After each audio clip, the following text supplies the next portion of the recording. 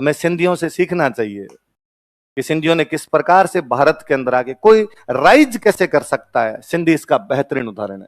सिंधी या भारत में कोई सीखे तो पारसियों से सीखे। पारसी यार क्या कम्युनिटी है कि ईरान से मार मार के भगाए गए। ईरान को बोलते थे फारस, है ना। फारस, फारस के जो लोग थे वो कौन है? पारसी। पारस था, पारस से फारस हुआ होगा, वहां से पर्सिया था, पर्सिया एग्जैक्टली, है ना। पर्सिया के पारसी थे, पर्सिया का नाम चेंज होता था, फारस हो गया, फारस से क्या हो गया? ईरान। मार मार के भगाए गए, वहां से कूटे गए बुरी तरीके से। या तो आप चेंज कीजिए या बाद में भागिए यहां से। भागे बेचारे, एक जहाज में बैठ बाट के जैसे तैसे करके अरब सागर में होते हुए, उधर से फारस की खाड़ी पकड़ी, अरब सागर में होते हुए गुजरात पहुंच गए।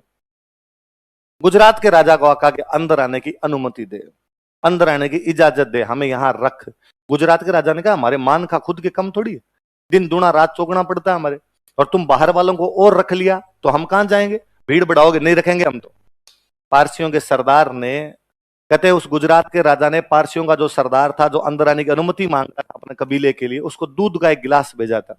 दूध का गिलास जो लबालब भरा हुआ ऊपर तक। उसके कहने का मतलब था कि देख जगह नहीं है, गिलास दूध का भरा हुआ, वैसे मेरा राज्य भी जनसंख्या से। पारसियों के सरदार ने उस दूध के गिलास में चीनी मिला के वापस भेजी। का जिस प्रकार चीनी दूध में घुल जाती है, उसके आयतन को ज्यादा बढ़ाती नहीं है, बल्कि उसकी मिठास बढ़ा देती है। घनत्व नहीं बढ़ाती, मिठास बढ़ा देती है। उसी प्रकार हम अंदर आके तुम्हें डिस्टर्ब नहीं करेंगे, बल्कि तुम्हारे समाज को और भला, तुम्हारे समाज को बहुत अच्छा कर देंगे। राजा को उसका आंसर बड़ा पसंद आया, राजा ने उनको अंदर आने की अनुमति दी। पारसी भारत में सबसे अधिक पैसे वाले लोग हैं। हमें कुछ पारसियों पर आज भी बड़ा गर्व होता है कि 1971 का युद्ध जितवाने वाला भारत का वो महानतम थल सेनाध्यक्ष सेम मानेकशॉ पारसी था।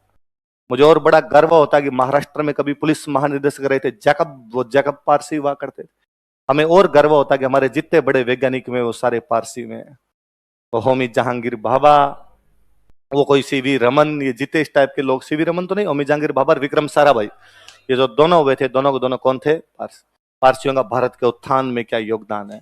और आज जब पारसियों को देखते हैं कि टाटा ने भारत में क्या प्रगति, टाटा पारसी है ये टाटा जीते, ये मिस्त्री जिस प्रकार नडियाद वाला, ये जिस प्रकार इस मिस्त्री वाला, है ना, इंजीनियर, बैंकर, दारू वाला, टायर वाला, ये जितने नाम पड़ते हो सारे के सारे कौन है?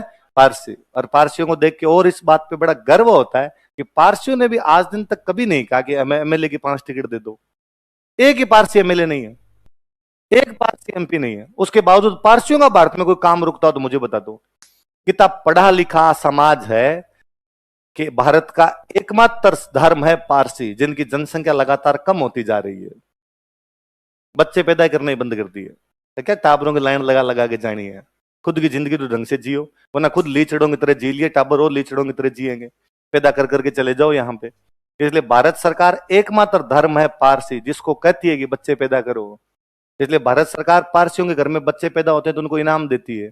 इसलिए भारत सरकार योजना चलाती है, जियो पारसी। कौन सी योजना है? अपने बाकी सबको कह रखा कि कंट्रोल प्लीज, हम दो हमारे दो। और अब तो भारत सरकार और कहने वाली कि हम दो हमारा एक। दो वाला ही छोड़ो रे, हम चीन को जल्दी पीछे छोड़ने वाले हैं।